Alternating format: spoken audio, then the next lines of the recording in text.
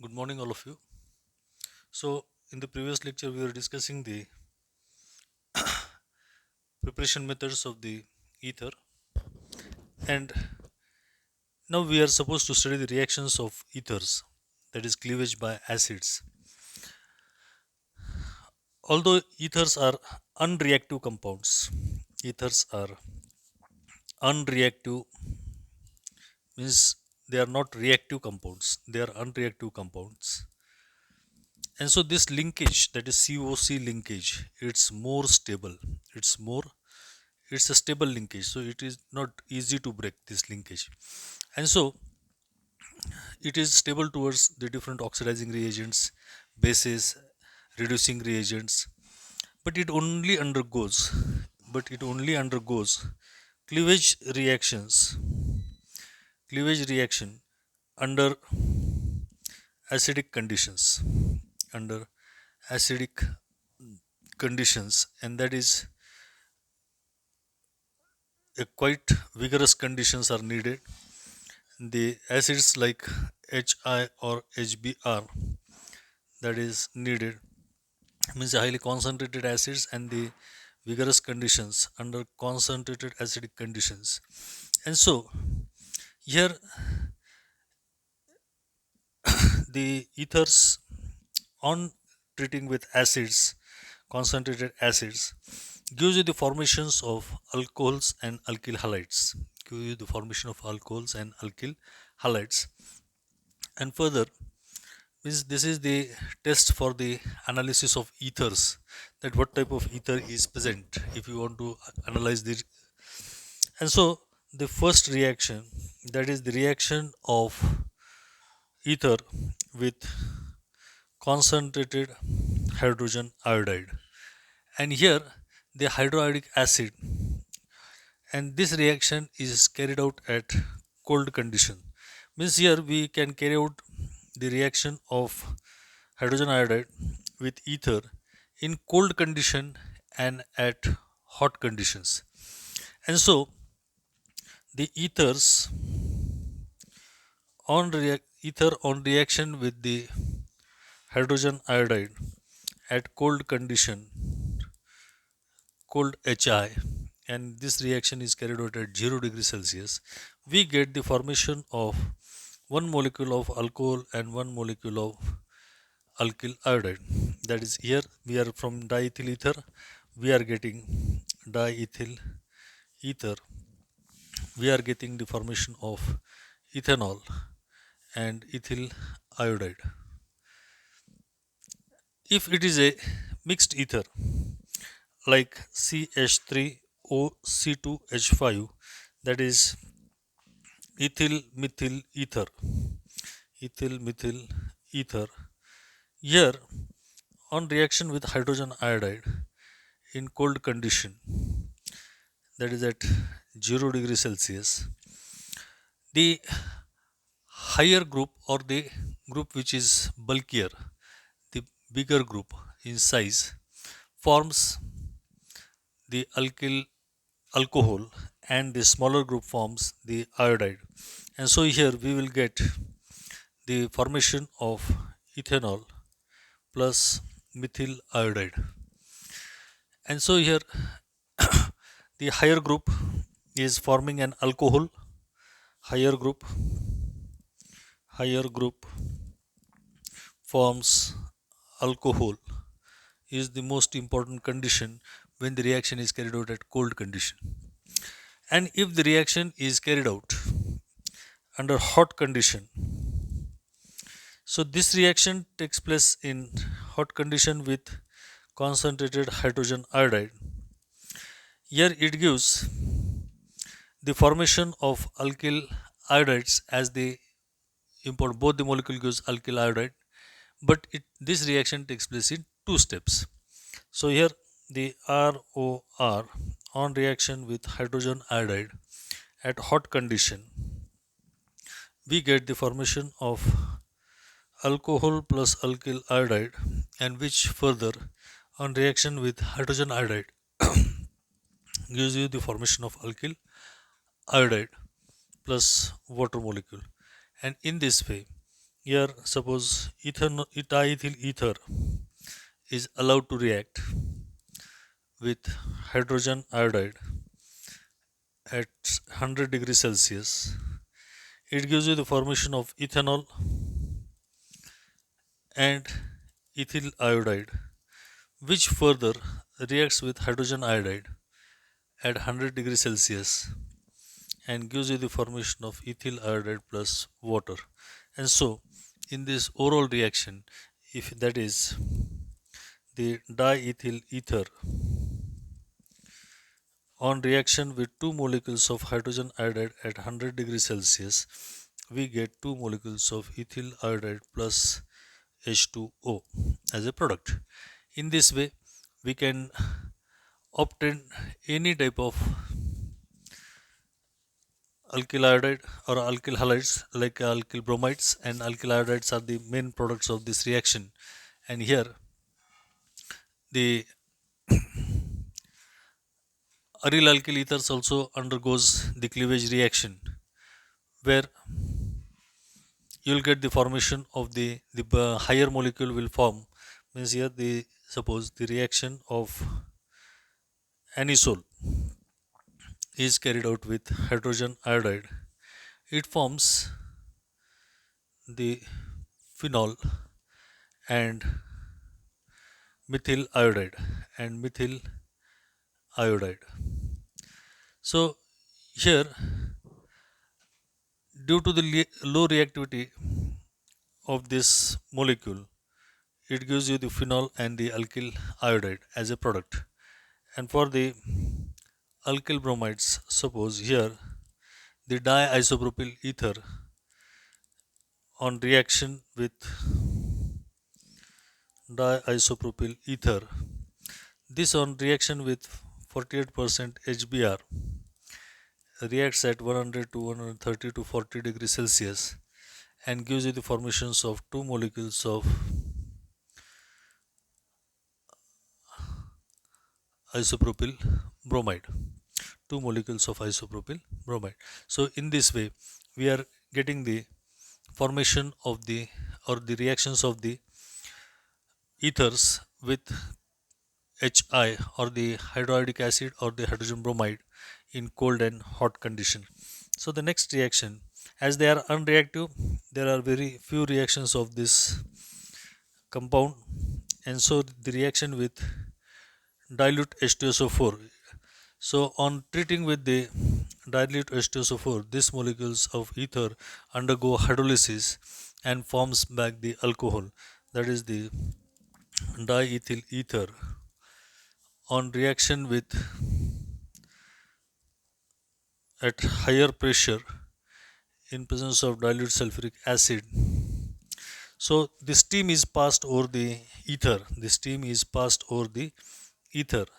Here the water is in the form of heat, steam. The steam is passed over the diethyl ether. We get at high pressure, we get the formations of alcohol as a product. Means here also we need a drastic condition, and so the ethers are less reactive, and that's why needs the drastic condition. And so the high pressure is implemented for the reaction, and the dilute H2SO4 is used for catalysis of the reaction, and here you will get the formation of ethanol and methanol. Ethanol and methanol. So in this way, the formation of the alcohol is taking place by the hydrolysis of the alcohols. Now, the last part of this topic that we want to study, that is phenols. Here we finish up the ethers, and now we'll turn towards our phenols.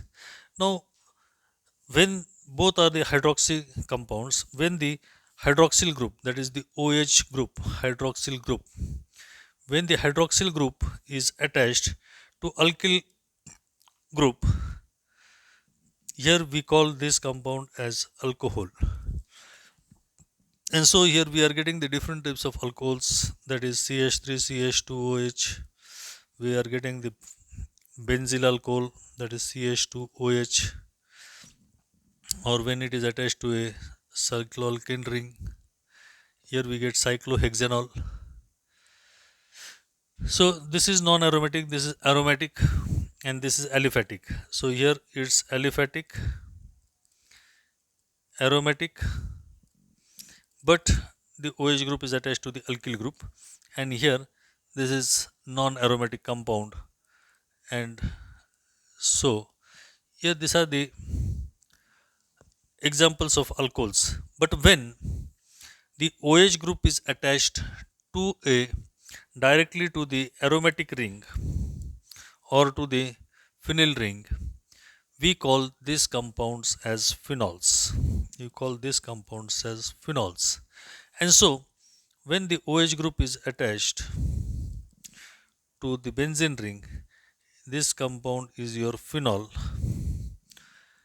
Then when the two hydroxy groups are attached to the benzene ring, to this we call it as resorcinol. Then the bicyclic compound, that is the OH group is attached to the naphthalene, so it is beta naphthol. And when the OH group is attached along with another substituent like methyl group, this is called as your cresol, and here it is metacresol. Here it is called as your metacresol.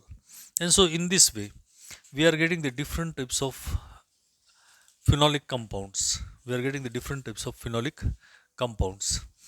And so these are the different examples of the phenols that we have seen, that the phenol itself is there, then the resorcinol is there, beta naphthol is there, they are metacresol, and the different types of cresols are there. So here we will first study the nomenclature of phenols, nomenclature of phenols. And so the simple and common method, that is the common nomenclature system. By the common nomenclature system, here the substituent attached to the aromatic ring with respect to OH group, with respect to the OH group, substituents attached with respect to the OH group to the aromatic ring are designated as ortho, meta, or para. Ortho, meta, or para. Now with respect to the OH group, means here suppose this is the phenol, a simple compound that we have studied oftenly. So any substituent at this ortho positions, then any substituent at meta position, or any substituent at this para position. So these are the different positions, that is the ortho, meta, and para. So any other substituent attached to this, suppose here the OH group is attached here and the Cl is attached here, so we will call it as orthochlorophenol. Orthochlorophenol. If the substituent is attached to the meta position, then we will term it as metabromophenol. Metabromophenol. And when it is attached to the para position, then we will call it as, suppose here Cl, so the parachlorophenol. Parachlorophenol. So in this way we are able to give the names to the different types of phenols by using the common nomenclature system. So if the methyl phenols, which are oftenly called as methyl phenol, methyl phenols, is called as cresol, cresols. And so the different types of cresols here are orthocresol, metacresol, and paracresol. Means here the common name is given, and then the benzene diols, benzene diols means when the two OH groups are attached in a benzene ring or attached to the benzene ring, that is the benzene diols. Special names are there, and these special names are as. So here we will have an example that the two OH groups are ortho to each other, so we will call it as catechol. This is the common name, and the 1,2 benzene diol. 1,2 benzene diol. Resorcinol is the OH groups are meta to each other. It is resorcinol, and it is also called as 1,3 benzene diol. 1,3 benzene diol. And 1,4 benzene diol. 1,4 benzene diol is called as your hydroquinone. So these are the some of the important examples of the dihydroxy compounds. Now the second method, that is the numbering method. So the carbon to which the hydroxy group is attached is given number 1, is always given number 1. So if it is attached to this position OH, so this is 1, 2, 3, 4, 5, and this 6.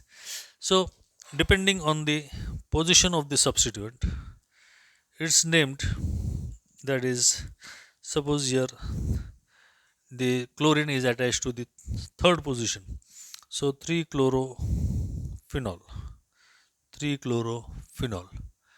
Then if the methyl group is attached at 4 position, here it is 4-methyl phenol.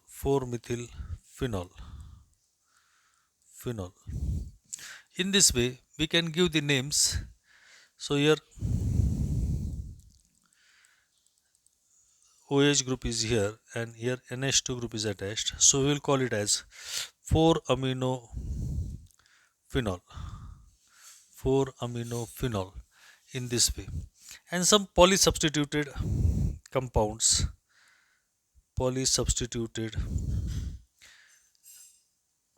derivatives of phenol are given the name by using, suppose here the OH group is at the first position, at the third position there is a bromine, and at fifth position there is chlorine. So 3-bromo 5-chlorophenol. So in this way, by giving the numbers 1, 2, 3, 4, 5, and 6, and we write bromo first because B comes first, then the C. So B, C, alphabetical system is to be considered. Then here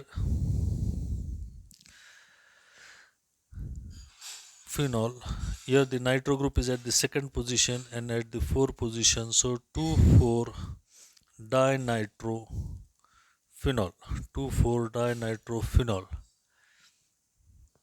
or you can say the another molecule in which the nitro group is attached to all these three different positions, and so here 1, 2, 3, 4, 5, and 6, so 2,4,6 trinitrophenol. 2,4,6 trinitrophenol. So in this way we are able to give the names to the different types of phenols that are seen. Then the next part that we want to deal with is the physical properties